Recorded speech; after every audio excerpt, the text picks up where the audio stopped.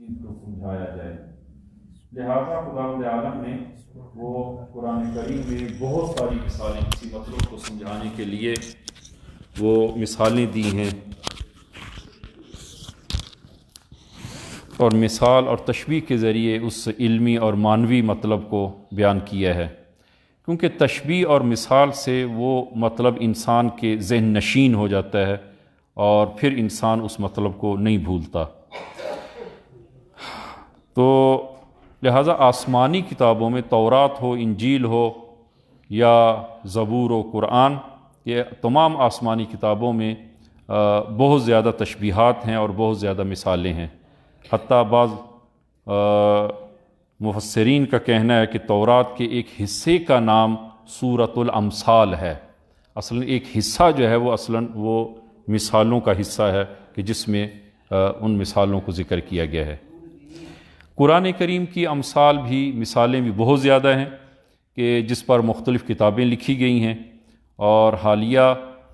ابھی جو تازہ، یعنی البتہ نئی کتاب نہیں ہے اگرچہ کچھ عرصہ ہوا ہے، کہ جناب ایت اللہ آغا مکارم شیرازی کہ جنہوں نے تفسیر نمونہ لکھی ہے، تو انہوں نے بھی 2 جلدوں میں کتاب لکھی ہے امثال قرآن پر، قرآن کی مثالوں پر 2 جلدوں میں کتاب لکھی ہے، کہ فارسی میں جس کا نام جو ہے وہ مثال ہے زیبائے قرآن، قرآن کی پیاری مثالیں۔ تو ان مثالوں کو وہاں بیان کیا ہے، ان کی توضیح اور تفسیر جو ہے وہ کی گئی ہے۔ تو عزیزان، قرآن میں مختلف مثالیں دی گئی ہیں ایک مطلب کو سمجھانے کے لیے۔ تو مثلا کفار کے اعمال قیامت کے دن کہ کفار کے اعمال ضائع ہیں، اب اس مطلب کو سمجھانے کے لیے خداوند عالم نے خاکستر، خاک کے ساتھ، راکھ کے ساتھ اس کی تشبیہ دی ہے کہ لکڑی جب جل کر راکھ ہو جاتی ہے تو پھر ہوا کا ایک جھونکا جب آتا ہے تو وہ پوری راکھ کو اڑا کے لے جاتا ہے۔ کفار کے اعمال اور منافقین کے اعمال اسی طرح ہیں، راکھ کی طرح ہیں، اور ایک ہوا کا جھونکا آتا ہے اور ان اعمال کو اڑا کر لے جاتا ہے۔ کہ قرآن نے وہ اس کی مثال دی ہے کہ مثل الذین، سورہ ابراہیم آیہ نمبر 18،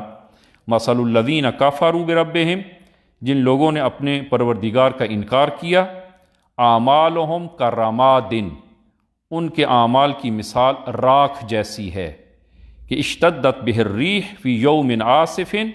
لا یقدرون مما کسبوا علی شیء ذالک هو الضلال البعید۔ فرمایا کہ جب آندھی کے دن تیز ہوا آئے تو ان کے اس اعمال کو اڑا کے لے جاتی ہے، یعنی ان کے اعمال کی مثال وہ راکھ جیسی ہے، اور راکھ جب ایک تیز آندھی کے دن آندھی جب آتی ہے تو اس صورت میں راکھ کو اڑا کر لے جاتی ہے، اور وہ اپنے اعمال کا کچھ بھی حاصل نہیں کر سکیں گے۔ یہی تو بہت گہری گمراہی ہے، ذالک هو الضلال البعید، یہ بہت گہری گمراہی ہے۔ خوب کفار کے اعمال، منافقین کے اعمال مثل راکھ کے ہیں، اور وہ اپنے اعمال سے کوئی نتیجہ، کوئی ثمرہ حاصل نہیں کر پائیں گے۔ تو قرآن نے اب اس مطلب کو سمجھانے کے لیے کہ کفار اور منافقین کے اعمال ضائع ہیں، اس کو مثال دی ہے راکھ کے ساتھ، کہ انہوں نے اپنے عمل کے ذریعے، اپنے وہ انکار کے ذریعے اپنے اعمال کو راکھ کر دیا ہے، جس طرح کہ لکڑی جل کر راکھ ہو جائے، اور پھر جو ہے وہ ہوا جب چلے گی تو سب کے سب یہ راکھ اور یہ اعمال وہ ضائع اور ختم ہو جائیں گے۔ یا پھر کافر کے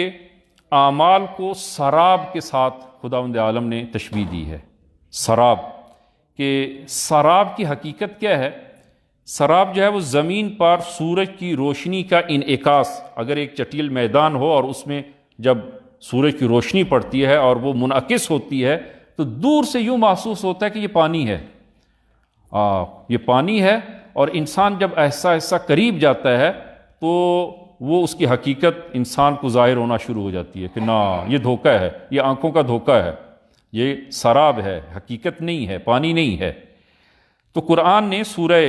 نور کی آیہ نمبر 39، اسی سورہ نور میں آیہ نمبر 39 میں فرمایا والذین کفروا اعمالہم کسراب بقیعۃ یحسبہ الظمآن ماء، کہ جو لوگ کافر ہو گئے ان کے اعمال ایسے ہیں جیسے ایک چٹیل میدان میں سراب، سراب کی طرح ان کے اعمال ہیں، یعنی ان کے اعمال کی کوئی حقیقت و واقعیت نہیں ہے۔ عزیزاً، اعمال، انسان کے اعمال ایمان کے ساتھ قابل قبول ہیں، اور جو خدا پر ایمان ہی نہ رکھتا ہو، خب اس کے اعمال کوئی واقعیت اور حقیقت نہیں رکھتے، اس کے اعمال قابل قبول نہیں ہیں۔ کہ یحسبہ الظمآن ماء، ایک پیاسا شخص خیال کرتا ہے کہ یہ پانی ہے، لیکن حتی اذا جاءہ لم یجدہ شیئا، لیکن جب وہ اس کے قریب جاتا ہے تو کوئی چیز نہیں پاتا، وہاں پر کوئی پانی نہیں ہے، اصل سراب ہے، آنکھوں کا دھوکہ ہے، واقعیت نہیں ہے۔ ووجد اللہ عندہ فوفاہ حسابہ واللہ سریع الحساب، فرمایا کہ جب وہاں پہنچتا ہے تو اسے کچھ نہیں پاتا، تو اللہ اس کا حساب پورا کر دیتا ہے، اور اللہ بہت جلد حساب کرنے والا ہے۔ اسی طرح عزیزان، وہ قرآن کریم نے کافر کے گھر کو عنکبوت، اس عنکبوت کے ساتھ اور اس مکڑی کے ساتھ تشبیہ دی ہے،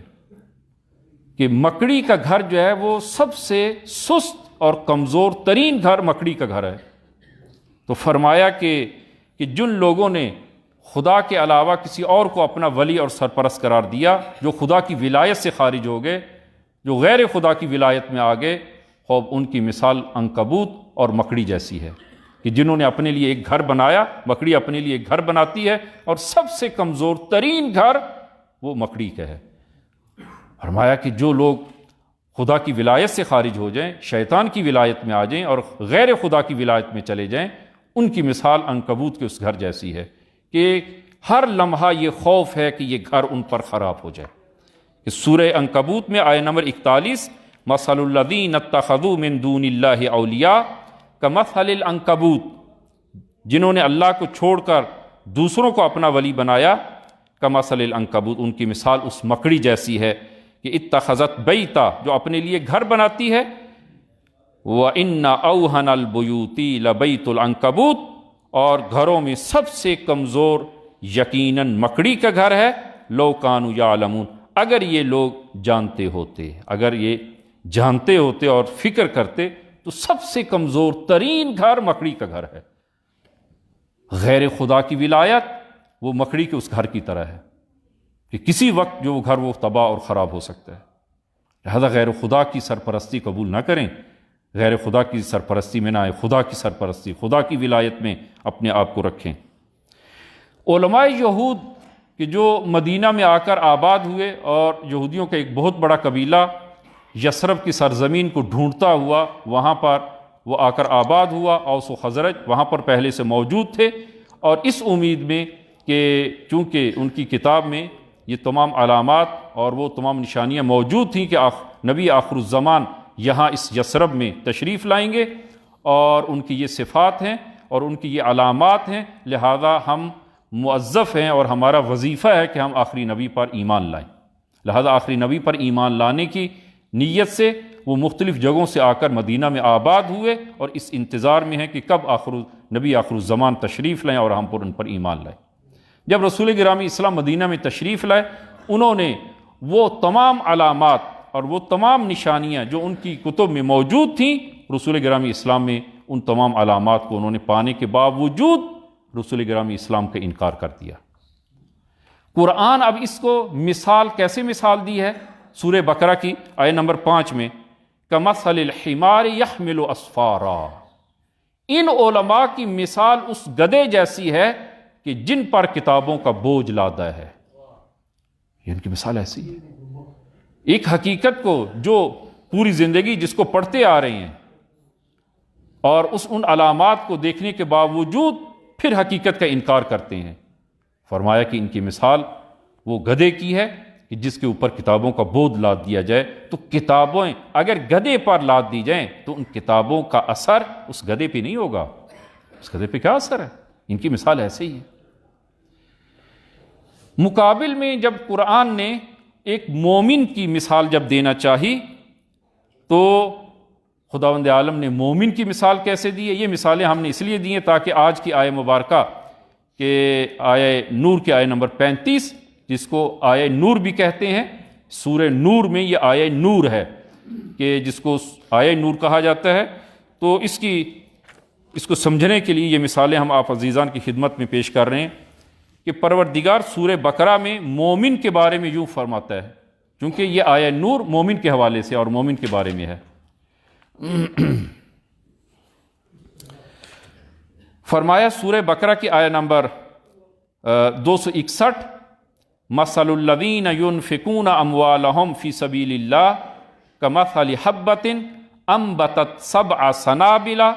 فی کل سنبلۃ 100 حبہ۔ فرمایا کہ جو لوگ اپنا مال راہ خدا میں خرچ کرتے ہیں، اور ان کے مال کی مثال اس دانے کی سی ہے کہ جس کی ایک دانہ جب زمین میں بویا جائے تو اس کی 7 بالیاں نکلیں، 7 خوشے اور 7 بالیاں اس سے اگ آئیں، کہ جن میں سے ہر بالی کے اندر 100 دانے ہوں۔ تو اور اللہ جس کے عمل کو چاہتا ہے کئی برابر کر دیتا ہے، اللہ بڑا کشائش والا اور دانا ہے۔ خوب عزیزان، کہ ایک راہ خدا میں انفاق کی مثال کیسی ہے؟ راہ خدا میں انفاق، اب راہ خدا میں انفاق کرنا یہ انسان کے لیے بڑا سخت ہے۔ مال کو جیب سے نکالنا سخت ہے، تو یہ تو انفاق کی بات ہے۔ اور واجب حقوق کا انسان اپنے مال سے واجب حقوق جو خداوند عالم نے واجب قرار دیے ہیں، زکوٰۃ کو واجب قرار دیا ہے، البتہ کرنسی اور نوٹ پہ زکوٰۃ نہیں ہے، گندم، جو، چنا، کشمش، کھجور اور اسی طرح بھیڑ بکریاں کہ جو پورا سال بیابان میں چرتی ہوں اس میں زکوٰۃ واجب ہے۔ تو زکوٰۃ خصوصاً آج کے دور میں وہ کسانوں پر گندم پہ زکوٰۃ واجب ہے، کھجور پہ زکوٰۃ واجب ہے، کشمش وغیرہ ہے تو اس پہ زکوٰۃ واجب ہے۔ یہ زکوٰۃ نکالنا مشکل ہے انسان کے لیے۔ اسی طرح خمس، جو انسان کسب کرتا ہے اور پورا سال اخراجات نکالنے کے بعد جو درآمد اس میں جو بچت ہوتی ہے اس کا 5واں حصہ ادا کرنا، یہ واجب ہے، ہر شخص پر واجب ہے۔ یہ واجب ہے، یہ انفاق سے ہٹ کر ہے، یہ انفاق سے ہٹ کر ہے۔ تو فرمایا کہ انفاق جو کرتا ہے اپنے واجب حقوق ادا کرنے کے بعد خدا کی راہ میں جو انفاق کرتا ہے اس کی مثال کیسی ہے؟ فرمایا اس کی مثال ایسے ہے کہ آپ ایک دانے گندم زمین میں بوئیں اور اس سے 7 بالیاں نکلیں، ہر بالی میں وہ کتنے دانے ہوں؟ 100 دانے ہوں، تو کل کتنے دانے ہو جائیں گے؟ 700 دانے ہوں گے، ایک دانے کے بدلے میں 700 دانے۔ انفاق راہ خدا میں انفاق، ایک روپے کا انفاق 700 روپے کے برابر ہے۔ خداوند عالم جس کو چاہے کئی برابر کر دیتا ہے۔ راہ خدا میں انفاق اسی قدر ہے، اس قدر اہمیت ہے۔ خداوند عالم اس کو اس طرح تربیت کرتا ہے، اس طرح پالتا ہے اس انفاق کو کہ کئی برابر اس کو کر دیتا ہے۔ تو عزیزان، بہترین تجارت پھر کون سی تجارت ہے؟ خدا کے ساتھ تجارت۔ انسان جو ہے وہ خدا کے ساتھ تجارت کرے کہ جس میں نقصان کا اصلا تصور ہی نہیں ہے، فائدہ ہی فائدہ ہے، جس میں کہیں پر نقصان نہیں ہے۔ اصلا تو نقصان کا تصور ممکن ہی نہیں ہے خدا کے ساتھ تجارت کرنے میں۔ لہذا وہ تشکر کرتے ہیں بعض مومنین، البتہ بعض مومنین کہ کبھی کبھار جو ہے مشکل پیش آتی ہے، ہمارے پاس مراجع ہوتا ہے، بہت زیادہ مراجع ہے لوگوں کا، اور خصوصاً آج کل چونکہ امتحانات ہوئے ہیں، نئی کلاسیں ہیں، اور اس کے لیے کئی مومنین جو ہیں وہ رجوع کرتے ہیں، فیس کے حوالے سے، بچوں کی کتابوں کے حوالے سے، بچوں کی یونیفارم وغیرہ کے حوالے سے رجوع کرتے ہیں۔ تو چند ایک مومنین، ان کو ہمیشہ میں تنگ کرتا ہوں، بہرحال ان کا تشکر ہے کہ وہ ہمیشہ بات کو مانتے ہیں۔ اس کار خیر میں اور عزیزان بھی شامل ہوں، اور عزیزان بھی شامل ہوں، اس کار خیر میں شامل ہوں کہ انشاءاللہ خداوند عالم آپ سب کو اس آیہ کے مطابق ایک کے بدلے میں کئی برابر انشاءاللہ خداوند عالم عنایت کرے گا۔ اور اسی طرح ہمارے پاس اور بہت سارے اسی طرح وہ مومنین آتے ہیں، اور چونکہ ایک بحریہ کا ایک بالآخر نام ہے، اور واقعاً آپ عزیزان جو ہیں وہ اہل خیر ہیں اور مدد کرتے ہیں، اور لوگوں کی امیدیں بھی آپ پر ہوتی ہیں کہ ادھر جائیں گے اور کچھ نہ کچھ جو ہے وہ کمک ہوگی، کہ انشاءاللہ وہ آپ عزیزان جو ہیں وہ پہلے بھی توجہ فرماتے اور آئندہ بھی توجہ فرمائیں گے۔ تو اس آیہ میں خداوند عالم نے مومن کے انفاق کی مثال، وہ ایک دانے گندم کہ جس سے ایک دانے گندم سے 700 دانے گندم انسان کو حاصل ہوں، اس کی مثال دی ہے۔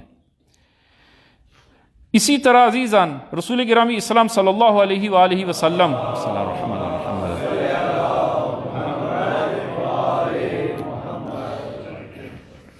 کہ فرمایا ان اللہ جل ثناؤہ یقول وعزتی وجلالی ما خلقت من خلقی خلقا احب الی من عبدی المؤمن، فرمایا کہ میں نے اپنے مخلوقات میں سے انسان سے زیادہ محبوب کسی مخلوق کو خلق نہیں کیا۔ سب سے زیادہ محبوب جو مخلوقات الہی میں سے ہے وہ انسان ہے، کہ مجھے اپنی عزت و جلالت کی قسم ما خلقت من خلقی خلقا احب الی من عبدی المومن، عبد مومن بندہ مومن سے زیادہ مجھے اپنی مخلوقات میں سے کوئی اور چیز محبوب نہیں ہے، سب سے زیادہ محبوب وہ بندہ مومن ہے۔ وَلِذَالِكَ سَمَّيْتُهُ بِاسْمِي مُؤْمِنًا، لہٰذا میں نے اپنے نام سے مومن کا نام، مومن کو مومن کیوں کہتے ہیں؟ فرمایا کہ اس حدیث میں کہ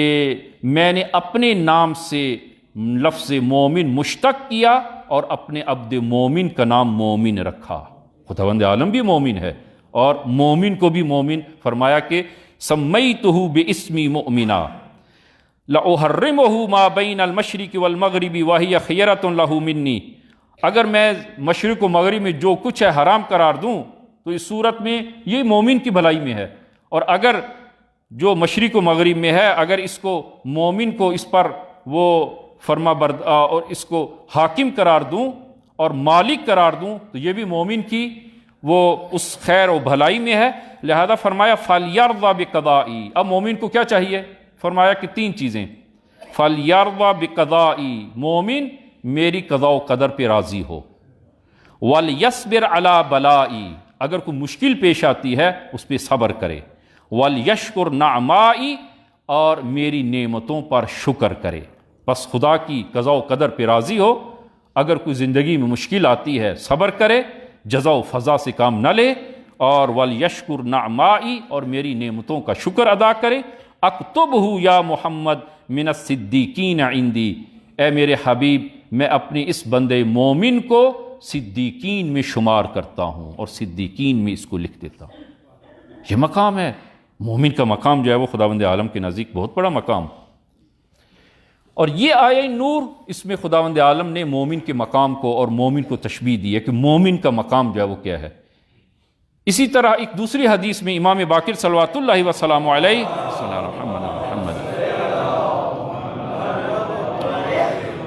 فرمایا ان اللہ عز وجل اعطى المؤمن ثلاث خصال،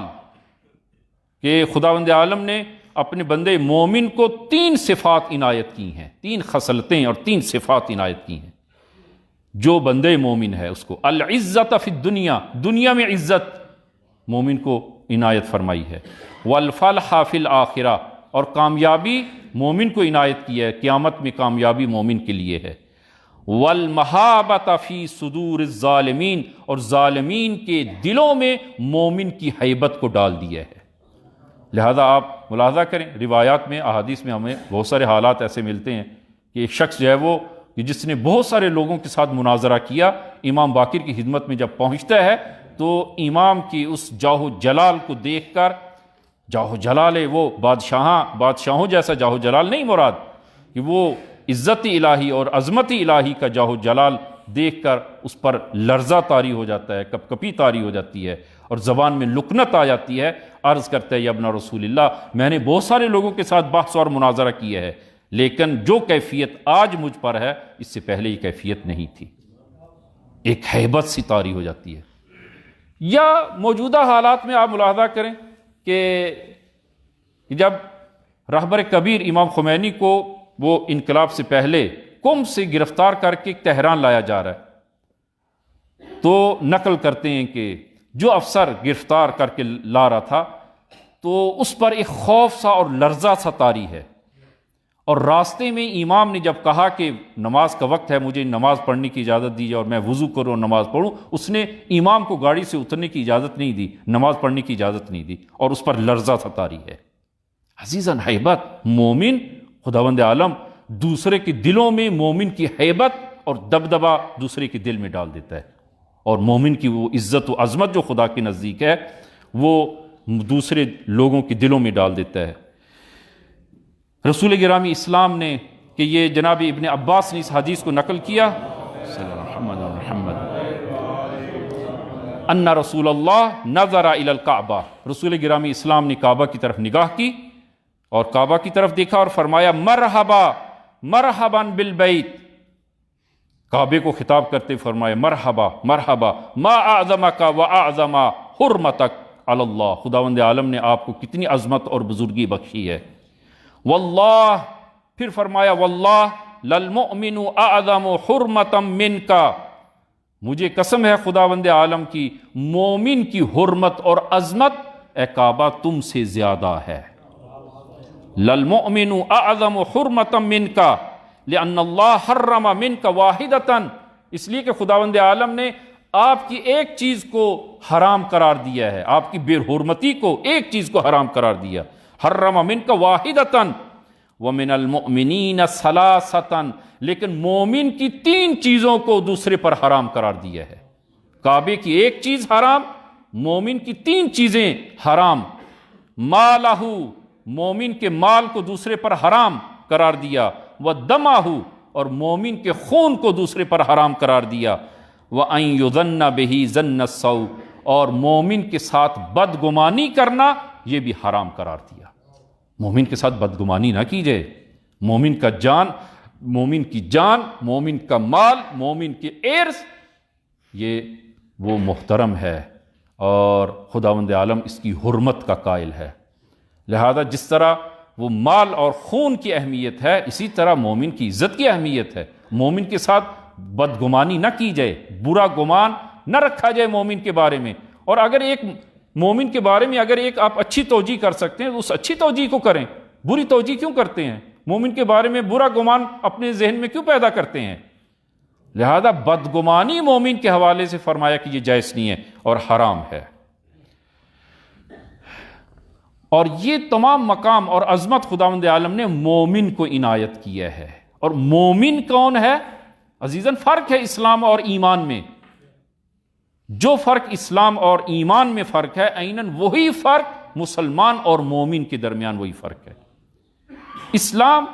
یعنی جو بھی انسان شہادتین کہے اشہد ان لا الہ الا اللہ و اشہد ان محمد رسول اللہ، خوب وہ انسان مسلمان ہے، خوب انسان جب مسلمان ہے صورت میں اس کی جان و مال و عرض یہ محفوظ ہے، لیکن ایمان البتہ یہ انسان جو اقرار کرتا ہے شہادتین کا اقرار کرے وہ مسلمان ہے، مسلمان ہے، اگرچہ اس نے پوری زندگی وہ خدا کے سامنے ایک سجدہ نہ کیا ہو، مسلمان ہے، مسلمان، حتیٰ البتہ یہ وہ باتوں میں وہ باتیں نہیں کر رہی ہیں، اور میں وہ عرض کروں کہ بعض آغیون اور بعض مومنین جو ہے وہ سوال کرتے ہیں اور کیا ہے کہ اگر کوئی مومن، اگر کوئی مسلمان خودکشی کرتا ہے تو اس صورت میں اس کی نماز جنازہ پڑھنا جائز ہے، یہ جائز نہیں ہے، جائز ہے، جائز نہیں بلکہ لازم ہے، مسلمان اس کی نماز جنازہ واجب ہے، ضروری ہے اس کی نماز جنازہ، اس کی غسل و کفن و دفن اور نماز جنازہ لازم اور ضروری ہے، اگرچہ اس نے خودکشی کی ہے، جو بھی لا الہ الا اللہ محمد رسول اللہ کا اقرار کرتا ہے وہ مسلمان ہے، اس کی جان و مال محفوظ ہے اور وہ اس کا جنازہ لازم اور ضروری ہے، خوب، لیکن البتہ اس قسم کے مسلمان جو شناختی کارڈ والے مسلمان ہیں،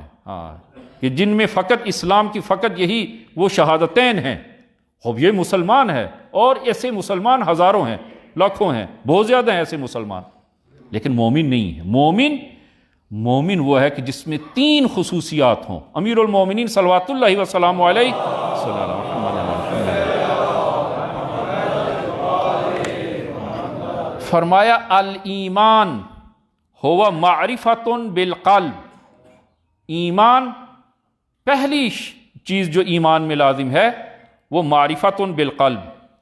شناخت قلبی، انسان معرفت رکھتا ہو، خدا اور رسول و اہل بیت و دین کو بھی اس کی معرفت رکھتا ہو، تو پہلی چیز وہ ہوا معرفت بالقلب، معرفت قلبی، شناخت، دوسری وہ اقرار باللسان، زبان سے اس کا اقرار بھی کرے، فقط دل میں رکھنا کافی نہیں ہے، البتہ وہ تقیے کا مقام نہ ہو، ایسی صورت میں دل میں وہ اعتراف اور وہ معتقد بھی ہو، شناخت بھی رکھتا ہو اور دوسرا زبان سے اس کا اقرار بھی کرے، تیسرا وعمل بالارکان، اور اپنے اعضاء و جوارح کے ذریعے اس کا اظہار بھی کرے، اپنے عمل میں اسلام کا اظہار کرے۔ لہٰذا اسی بنا پر وہ نماز واجب ہے، روزہ واجب ہے، دیگر احکام جو اسلام نے معین قرار دیے ہیں، ان کے بغیر ایمان ممکن نہیں ہے۔ اس لیے کہ ایمان کا وہ شرط جو ہے وہ تیسری، وہ کیا ہے؟ عمل بالارکان، ارکان کے ذریعے ان کو اظہار کرے، اس کو عمل میں بجا لائے۔ اور جو عمل میں بجا نہیں لاتا، کوئی صورت میں وہ مسلمان تو ہو سکتا ہے، مومن نہیں ہو سکتا۔ مومن جو تمام وظائف الہیہ جو ایک مومن پر خداوند عالم نے واجب قرار دیے ہیں، ان کا جب تک پابند نہ ہو، وہ ایمان کے اس درجے پر فائز نہیں ہو سکتا۔ لہذا جو ایمان اور اسلام میں جو فرق ہے، عیناً یہی فرق وہ مومن اور مسلم میں فرق ہے، مسلمان اور مومن میں فرق جو ہے وہ واضح ہے۔ بندے مومن کے ساتھ خداوند عالم کی محبت کے حوالے سے امام صادق صلوات اللہ وسلام علیہ سے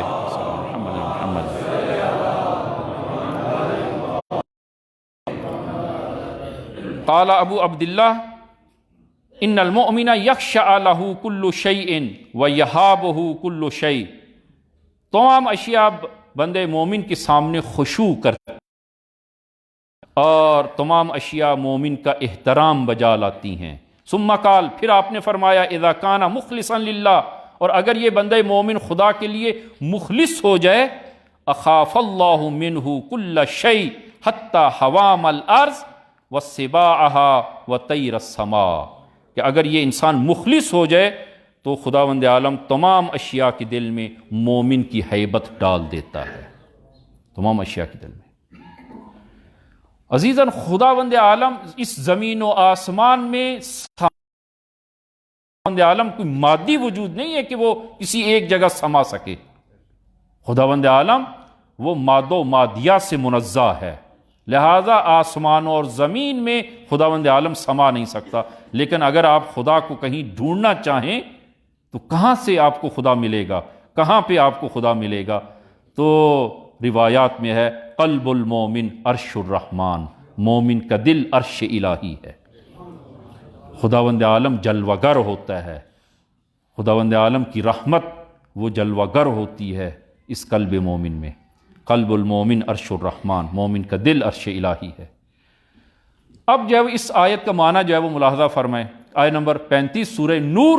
کہ جس میں مومن کی مثال دی ہے خداوند عالم نے اور مومن کے مقام اور حیثیت کو بیان کیا ہے۔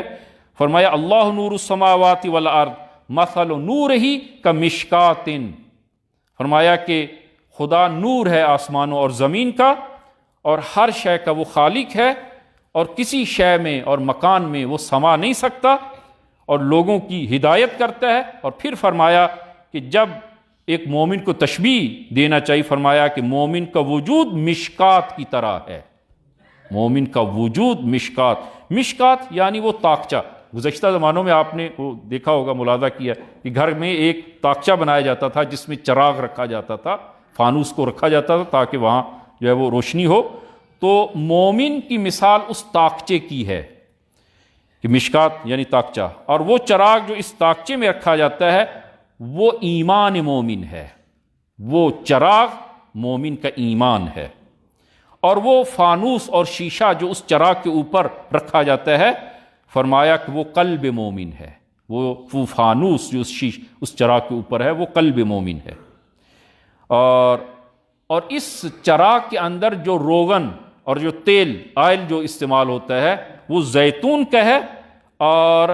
اس سے یہ چراغ جلتا ہے۔ اس سے مراد وحی الہی و کلام انبیاء و اہل بیت ہے کہ مومن وہ کلام انبیاء اور کلام رسول گرامی اسلام سے اور وحی رسول گرامی اسلام سے اور اہل بیت کی روایات سے یہ چراغ مومن روشن ہوتا ہے اور روشنی کرتا ہے۔ یعنی ہدایت کہاں سے ملتی ہے عزیزان؟ روشنی ہوگی، ہدایت ہوگی۔ یہ روشنی اور یہ ہدایت کہاں سے ملے گی؟ رسول گرامی اسلام سے ملے گی، قرآن سے ملے گی، رسول گرامی اسلام اور اہل بیت علیہ الصلوۃ والسلام سے ملے گی۔ فرمایا کہ یہ روغن اور چراغ وہ روایات اہل بیت اور قرآن اور روایات اور احادیث رسول گرامی اسلام ہیں کہ جو اس چراغ میں روشنی وہ اس روغن کا کام کرتی ہیں جس سے یہ روشنی اس مومن کے وجود میں آتی ہے۔ اور پھر فرمایا کہ یہ وہ زیتون کا یہ تیل نہ شرقی ہے نہ غربی،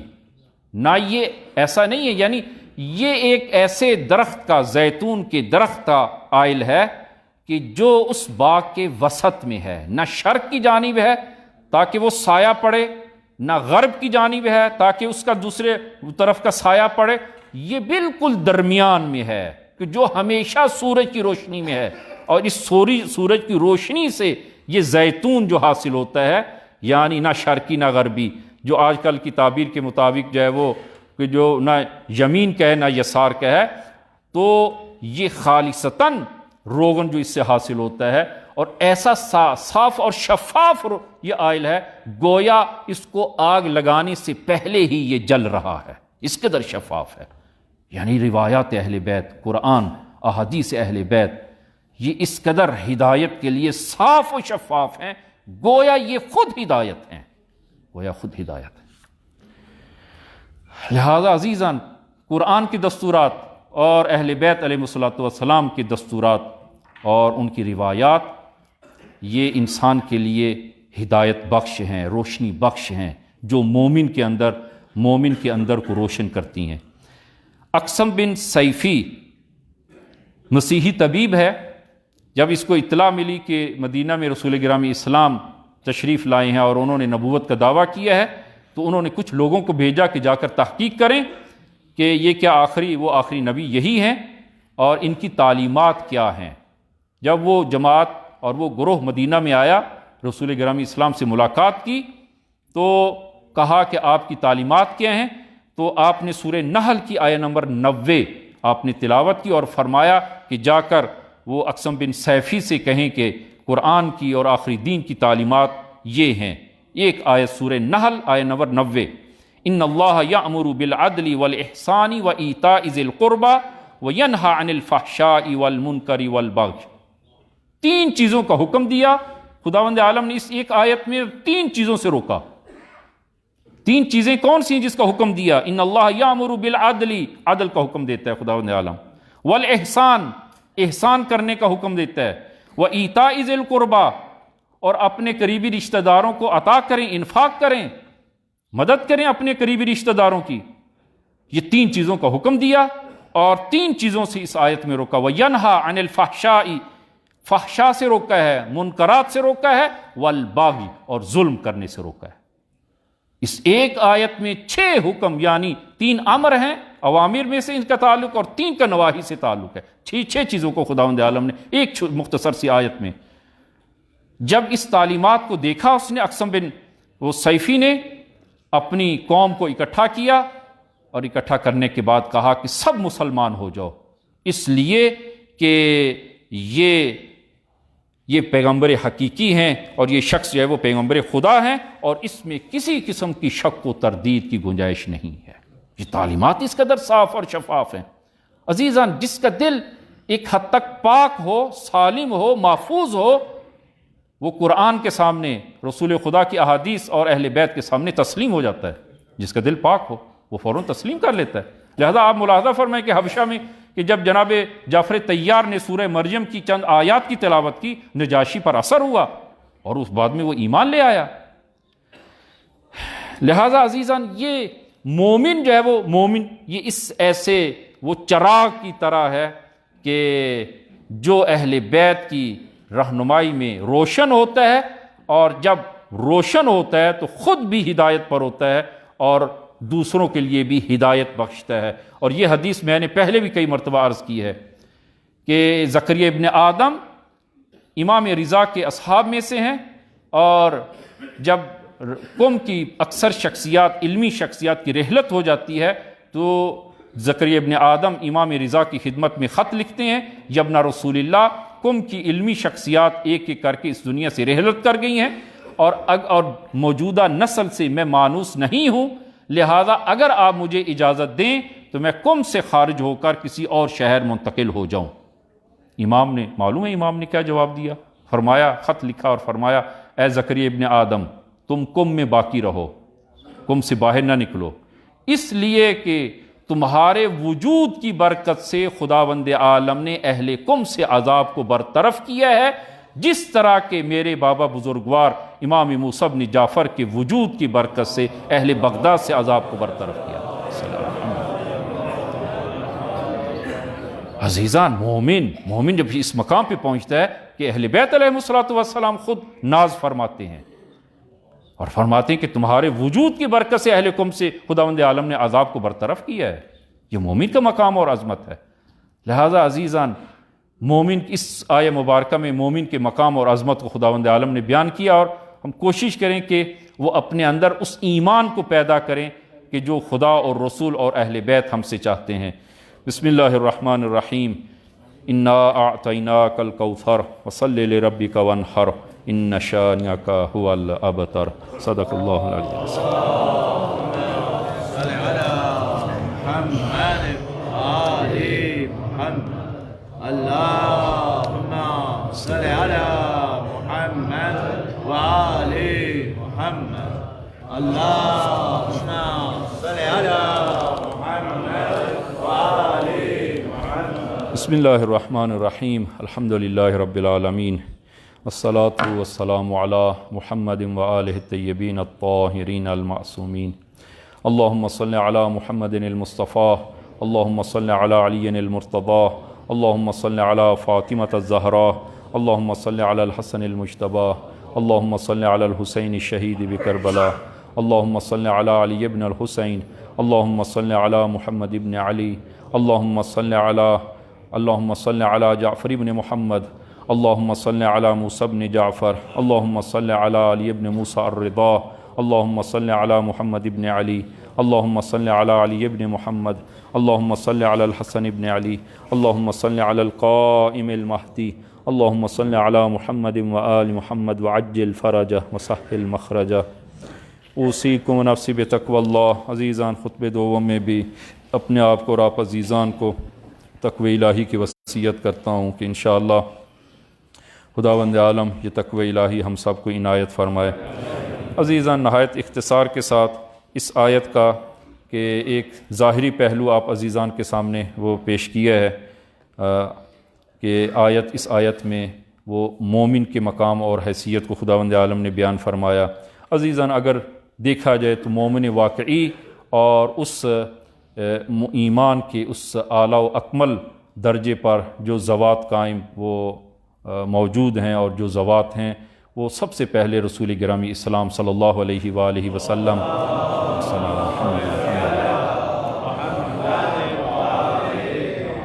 اور امیر المومنین و اہل بیت علیہم السلام ہیں۔ لہٰذا اسی آیت کے حوالے سے جب امام صادق سے سوال کیا گیا تو فرمایا ہوا مثل ضربہ اللہ لنا، فرمایا کہ یہ وہ مثال ہے کہ جو خداوند عالم نے ہم اہل بیت کے لیے بیان کی ہے، اور فرمایا کہ اس آیہ مبارکہ میں کہ جو مشکات ہے، مشکات سے مراد قلب پیغمبر اسلام صلی اللہ علیہ وآلہ وسلم ہے۔ مشکات رسول گرامی اسلام، قلب مبارک رسول گرامی اسلام، اور مصباح کہ وہ نور،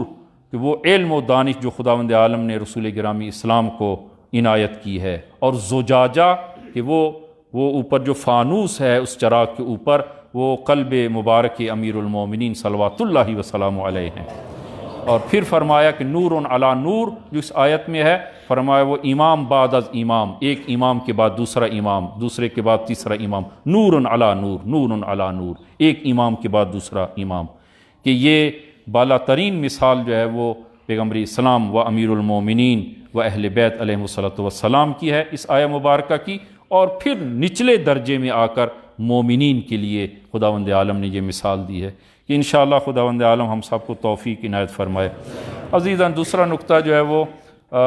وقت ہمارے پاس بہت کم ہوتا ہے، اور حیف ہے کہ بعض چیزیں ہم دیکھتے ہیں اور اگر ہم یہاں پر بیان نہیں کریں گے تو کہاں پہ بیان کریں گے؟ ہمارے پاس اور کوئی جگہ نہیں ہے، اور کوئی مجالس بھی ہماری وہ ان چیزوں سے خالی ہو گئی ہیں۔ احکام جو وظائف ہمارے ہیں، جو ہماری وہ عام زندگی میں جو ضروریات ہیں اور جو ضروری مسائل ہیں، ان پہ کبھی گفتگو نہیں ہوتی۔ اور جس طرح عرض کیا ہے کہ مجالس بھی اگر مجالس میں کوئی اگر ایک آدھ مسئلہ بیان کیا جائے تو فرماتے ہیں اور لوگ کہتے ہیں پھر کہ جناب یہ مجلس نہیں، یہ تو پھر درس ہو گیا ہے۔ بابا ہماری مجالس وہی درس ہیں، ہم نے دین کو اسی سے لیا ہے اور اسی سے لینا ہے۔ اور وہ ایک مسئلہ جو آپ عزیزان کی خدمت میں بعض اوقات دیکھنے میں آتا ہے، یہ چیزیں وہ عرض کروں یہ دیکھی ہیں جو کہ نماز پڑھتے ہیں، اور آج کل جو ہے وہ مساجد میں اکثر جس طرح کہ ہمارے ہاں یہ فرش جو ہے وہ بچھا ہے، اور خوب بعض مومنین دوسری جگہ نماز پڑھتے ہیں کسی اور مسجد میں، وہاں پر سجدے گاہ نہیں ہے، خوب وہاں پر کیا کرتے ہیں، اسی چٹائی پر اسی جو ہے وہ قالین پر سجدہ کرتے ہیں۔ عزیزان جائز نہیں ہے، قالین پر سجدہ جائز نہیں ہے۔ اور ہمارے اچھے مومن جو ہیں وہ دیکھنے میں نمازی ہیں، سب کچھ ہیں، لیکن خوب یہ چھوٹے چھوٹے احکام ہیں، ان کا جاننا ضروری ہے۔ خوب سجدے گاہ اس مسجد میں نہیں ہے تو کیا انتظام کریں؟ سجدہ زمین سے اگنے والی چیزیں کہ جو کھانے اور پینے میں کھانے میں استعمال نہ ہوتی ہوں اور پہننے میں استعمال نہ ہوتی ہوں، خوب ان پر سجدہ جو وہ کیا جا سکتا ہے۔ لہذا کہ وہ کاٹن مثلا روئی سے جو چیزیں بنتی ہیں، قالین ہے، اسی طرح وہ ایسی چیزیں کہ جو پہننے میں استعمال ہوتی ہیں، خوب یہ قالین جو ہے اسی دھاگے وغیرہ سے جو ہے وہ بنتا ہے یا پشم سے بنتا ہے، اب اس پر سجدہ جائز نہیں ہے۔ ہاں وہ الگ مسائل ہیں جو اضطراری حالات میں بعض مسائل پیش آتے ہیں، وہاں پر الگ مسئلہ ہے، عام حالات میں جائز نہیں ہے۔ وقت بھی وسیع ہے اور آپ انتظام کر سکتے ہیں، انتظام کریں، انتظام کر کے آپ جو ہے وہ اس مسجد میں جائیں اور نماز پڑھیں۔ فرض کریں سجدے گاہ ہونا ضروری نہیں ہے، لکڑی ہے اس پہ سجدہ کیا جا سکتا ہے، اسی طرح درختوں کے پتے ہیں اس پہ سجدہ کیا جا سکتا ہے، البتہ درختوں کے وہ پتے کہ جو کھانے میں استعمال نہ ہوتے ہوں، انسان کے کھانے میں استعمال نہ ہوتے ہوں۔ بعض پتے ہیں جو شاید کھانے میں استعمال ہوتے ہیں، مثلا جو ہے وہ خوب یہی پالک ہے اور اس قسم کے خوب یہ پتے کھانے میں استعمال ہوتے ہیں، یہ ان پر سجدہ جائز نہیں ہے۔ جو کھانے میں چیز استعمال ہوتی ہے اس پہ سجدہ جائز نہیں ہے۔ اسی طرح جو ہے وہ اناج وغیرہ اس پہ سجدہ جائز نہیں ہے۔ تو عام درختوں کے پتے جو کھانے میں استعمال نہیں ہوتے ان پہ سجدہ کیا جا سکتا ہے، اسی طرح جو ہے وہ لکڑی پر سجدہ کیا جا سکتا ہے، پتھر پر سجدہ کیا جا سکتا ہے، اور کاغذ پر سجدہ، البتہ کاغذ کے جو عام طور پر ایسی چیزوں سے بنایا جاتا ہے کہ جس پر سجدہ کرنا صحیح ہے، بھوسے سے بنتی ہے، لکڑی سے بنتی ہے، اب اس پر جو ہے وہ سجدہ جائز ہے۔ حتیٰ جو ہے وہ اگر کاغذ جو ہے وہ ان چیزوں سے نہ ہو، خالص ابریشم سے کاغذ نہ ہو، اگر ابریشم سے کاغذ ہے تو اس صورت میں اس پہ سجدہ نہ کیا جائے، لیکن عام طور پر یہ کاغذ عام کاغذ ہے، وہ ابریشم سے اس ریشم سے نہیں بنتا، لہذا خوب کاغذ تو ہوتا ہی ہے ہر شخص کے پاس، کہیں مہیا ہو سکتا ہے، وہ کاغذ پہ جو ہے وہ سجدہ کرے۔ ٹیشو پیپر پر جو ہے وہ اگر ٹیشو پیپر کے حوالے سے معلوم ہو کہ یہ ایسی چیز ہے کہ جس پہ سجدہ کرنا جائز ہے، مثلا جو ہے وہ لکڑی سے یا ان چیزوں سے بنتا ہے تو پھر سجدہ کر سکتے ہیں، لیکن ابریشم سے جو بنتا ہے ٹیشو اس پہ جو ہے وہ سجدہ جائز نہیں ہے۔ البتہ گریز کریں، ٹیشو پر سجدہ کرنے سے گریز کیجئے، لیکن کاغذ پر جو ہے وہ سجدہ کیا جا سکتا ہے۔ اسی طرح جو ہے وہ اینٹ اگر سیستانی کے فتویٰ کے مطابق میں یہ عرض کر رہا ہوں کہ اینٹ ہے، ٹھیکری ہے، ٹھیکری یعنی جس سے یہ برتن جو ہے وہ بنتے ہیں اور اس سے اگر وہ جو ٹوٹ جاتی ہیں وہ ٹھیکری ہیں، اس پر جو ہے وہ سجدہ جو ہے وہ کیا جا سکتا ہے۔ لہذا ان چیزوں کی طرف جو ہے وہ توجہ کی جائے، اور بعض جو ہے وہ شیشے پہ سجدہ جائز نہیں ہے، اور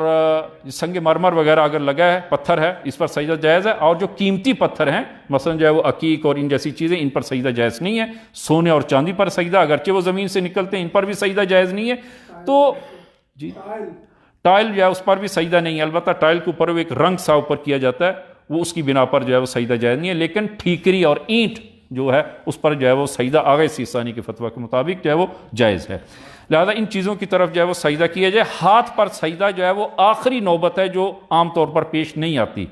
وہ ہمارے مومنین جو ہے وہ ہاتھ پر جو ہے وہ سجدہ کرتے ہیں، ہاتھ پر سجدے کی نوبت نہیں آتی۔ آخری مرحلے میں اگر کچھ نہ ہو اور انسان مجبور ہو سجدہ کرنے پر تو اپنے لباس پر سجدہ کرے، لباس پر، ہاتھ پر پھر بھی نہیں ہے، لباس پر سجدہ کرے۔ لہذا آیون جو ہے وہ اس مسئلے کی طرف جو ہے وہ توجہ فرمائیں۔ اور آخری نقطہ جو ہے وہ عزیزان کہ یہ وبا جو وائرس جو ہے وہ وبا جو پھیلی ہے، اور